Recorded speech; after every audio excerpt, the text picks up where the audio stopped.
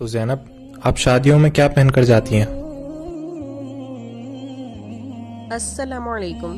اکثر لوگ مجھ سے سوال کرتے ہیں کہ آپ شادیوں میں کیسے جاتی ہیں، مطلب کیا پہنتی ہیں۔ تو میں اپنی پیاری بہنوں کو بتانا چاہوں گی، ویسے تو میں شادیوں میں بہت کم جاتی ہوں، لیکن اگر بہت ضروری ہوتا ہے جانا تو میں اس طرح جاتی ہوں۔ جی ہاں، میں جلباب میں ہی رہنا پسند کرتی ہوں، کیونکہ یہی میرے اللہ سبحانہ و تعالی کو پسند ہے، اور میرا ماننا یہ ہے کہ جب میرا حساب ہوگا تب میں اکیلی ہی ہوں گی۔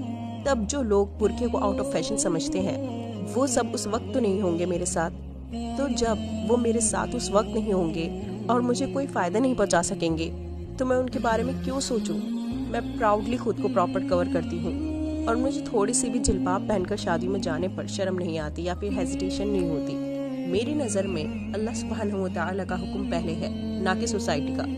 اور میں اپنی ان بہنوں کو بھی یہی کہنا چاہوں گی جن کو شادیوں میں پراپر پردہ کرنے میں شرم آتی ہے، تو میں ان بہنوں سے ایک سوال پوچھتی ہوں کہ شرم اس شخص کو آنی چاہیے جو اللہ سبحانہ و تعالی کا نافرمان بندہ ہے، یا پھر اس کو جو اللہ سبحانہ و تعالی کا وفادار؟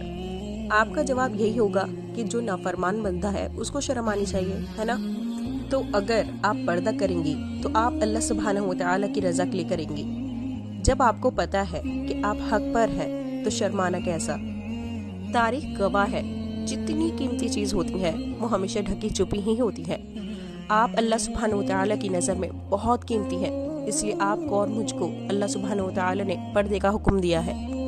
اور جن کو پردے میں رہنا آؤٹ آف فیشن لگتا ہے تو میں ان بہنوں سے یہی کہنا چاہوں گی کہ پہلے زمانے میں لوگ کپڑے نہیں پہنتے تھے، پھر ان کے علم میں اضافہ ہوا تو انہوں نے خود کو ڈھکنا شروع کیا، آگے لوگ اور بھی آگاہ ہوئے اور کپڑے پہننے لگے۔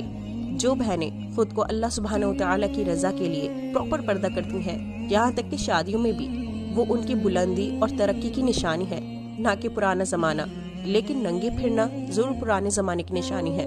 اگر ننگے ہونا ترقی ہوتی تو تب تو جانور ہم سے زیادہ ایڈوانس ہے۔ پیغام جہاں کو یہ دوں گی میں وعدہ کرتی ہوں، مسلم قوم کی بیٹی ہوں میں، پردہ کرتی ہوں۔